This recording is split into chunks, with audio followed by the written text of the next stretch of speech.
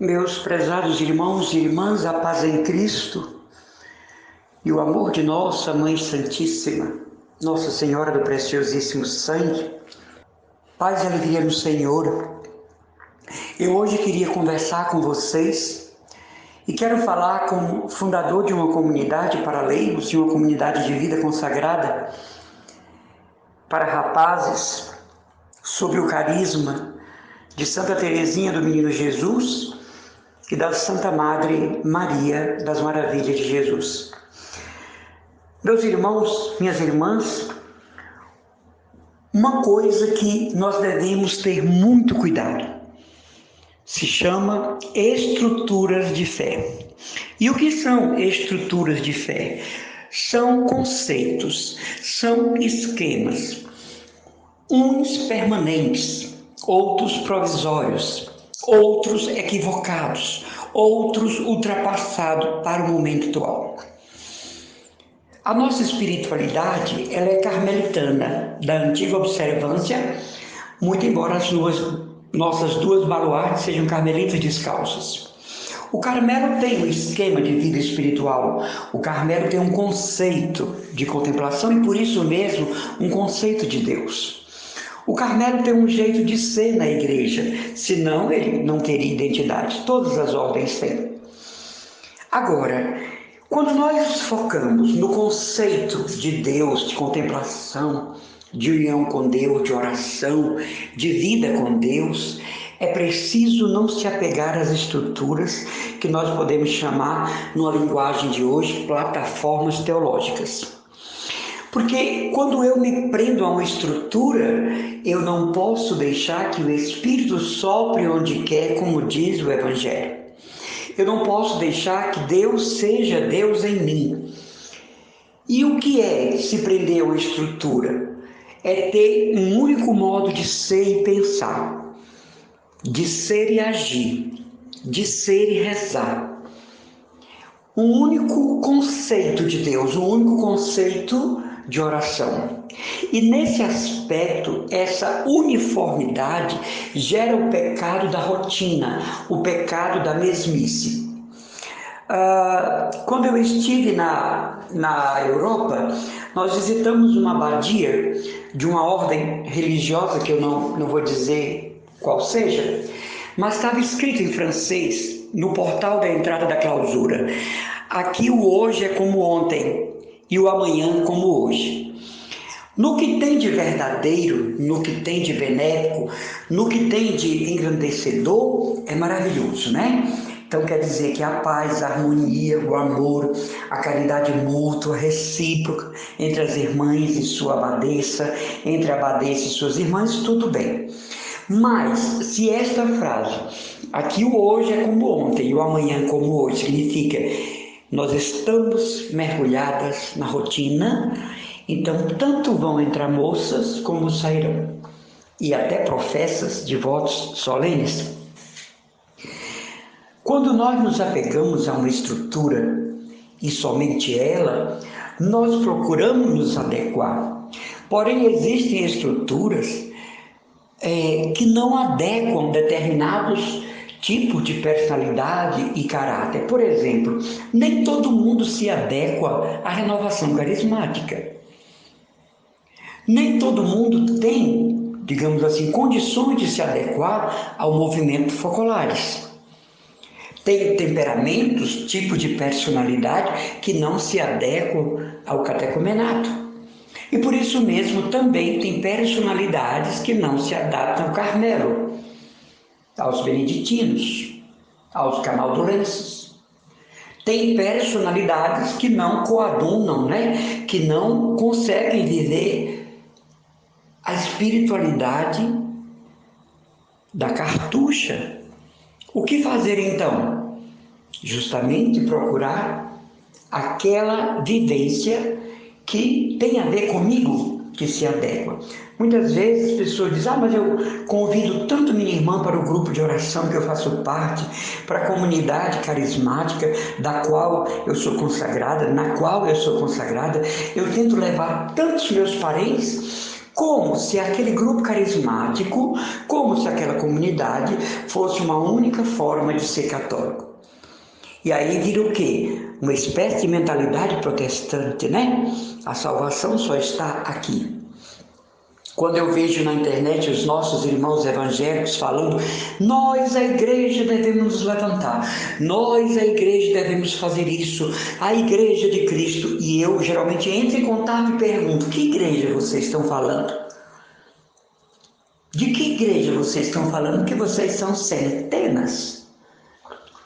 E uma não visita a outra, e uma não celebra com a outra, e até marcham para Jesus juntas, mas no que concerne o conteúdo de fé, são completamente independentes. Não na Igreja Católica, onde a unidade é a pedra firme, a rocha firme dos que se dizem batizados. Queridos irmãos, tenhamos muito cuidado com os esquemas permanentes de experiência de Deus.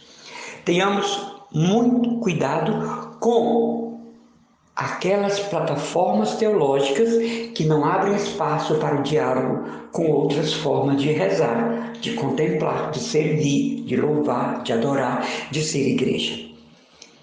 Tenhamos muito cuidado com aqueles raciocínios fechados, estagnados, que não se abrem para o novo, para o belo, para o dinâmico, que querem colocar a pessoa, portanto a alma, dentro de uma rigidez, de uma mentalidade, de um raciocínio que lhes fará muito mal ao invés do bem. O Carmelo é uma espiritualidade libertadora, belíssima, não é?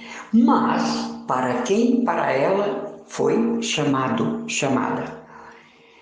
Para quem se encontra bem dentro do esquema teológico, espiritual, místico, contemplativo e até missionário do Carmelo, porque o Carmelo tem essas duas vertentes, a contemplação como especial serviço à igreja, mas também a missão como especial serviço à igreja. Hoje nós temos no mundo Carmelos, onde as irmãs tiraram o hábito, tiraram as grades, mas a essência do Carmelo está ali.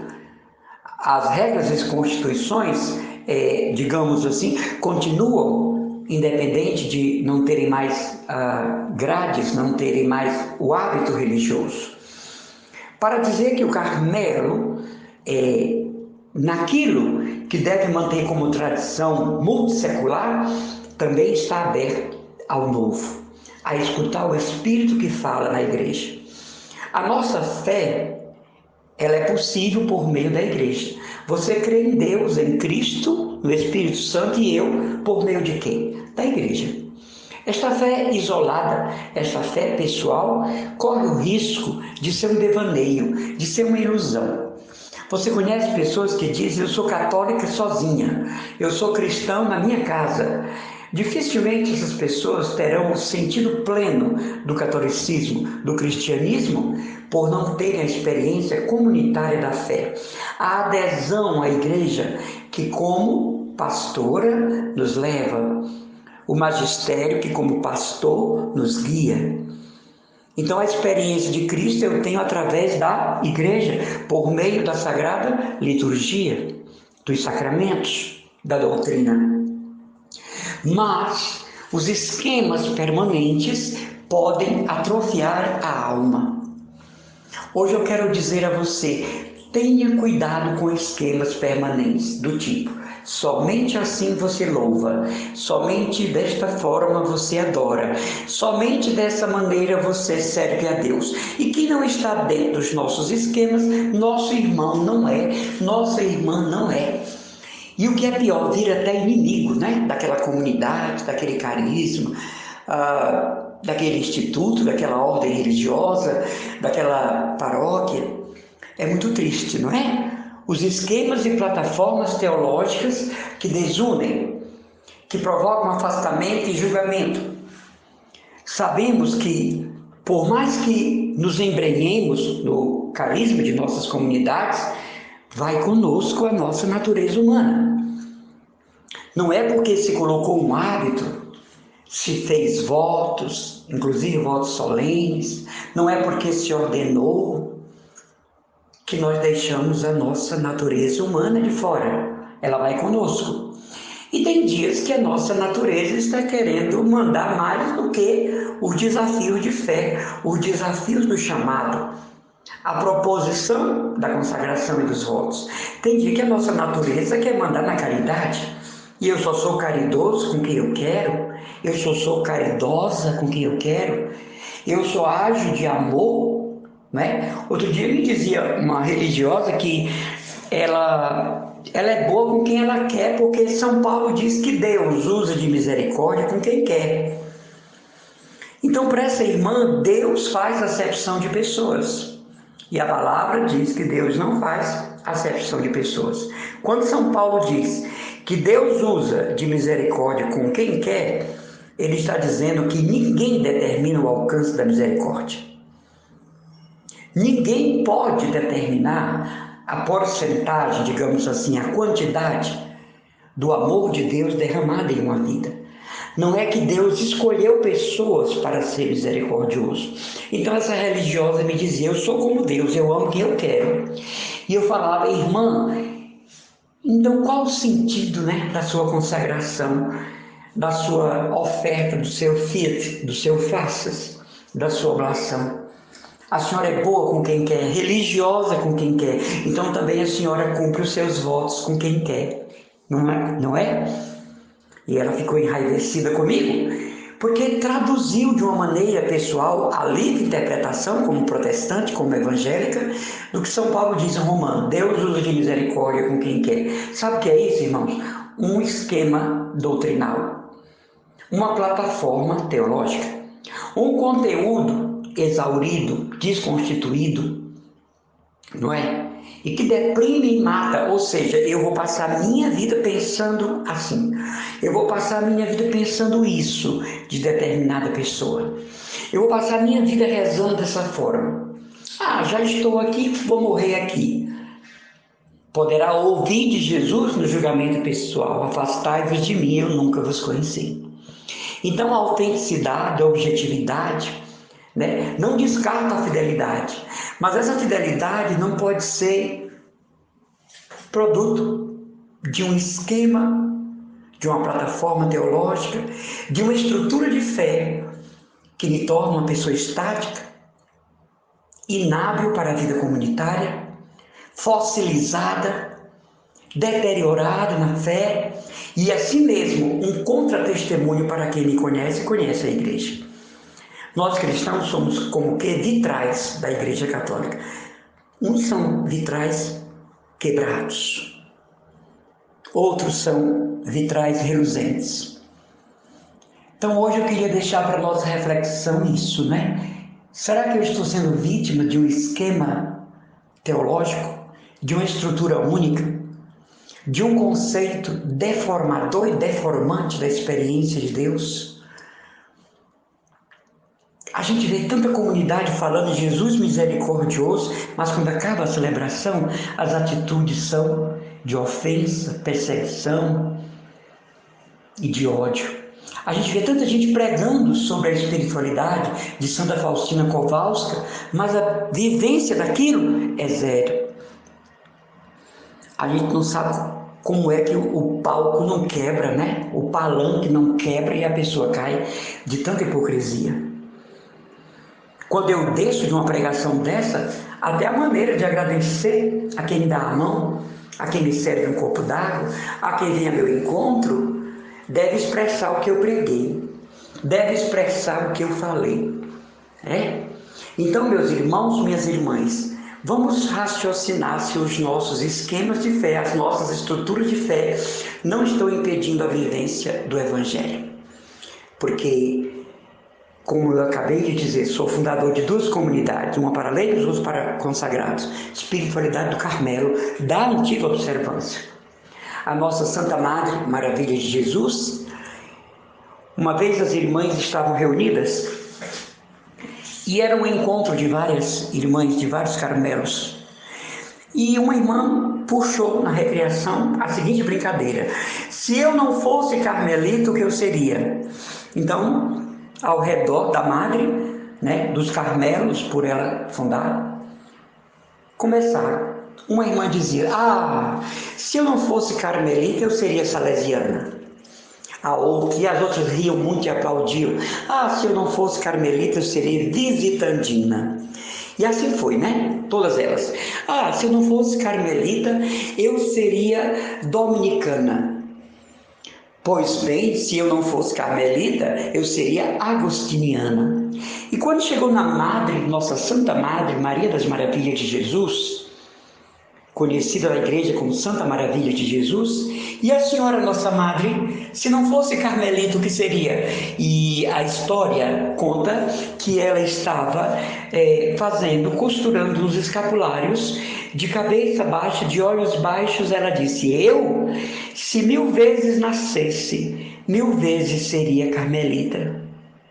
Vocês podem imaginar o silêncio, a quase vergonha de todas as irmãs. Não por causa das congregações e ordens que merecem respeito e têm o seu mérito na igreja, mas nós estamos falando aqui de uma pessoa convicta do que queria, do que estava fazendo no Carmelo. Não que aquelas irmãs também não tivessem, mas serviu como ponto de meditação naquele dia, eu tenho certeza. Eu, se 1000 vezes nascesse, 1000 vezes seria carmelita. Então isso é edificante, não é? Edificante. Agora mesmo, nós, os irmãos, estamos lendo as suas notas íntimas.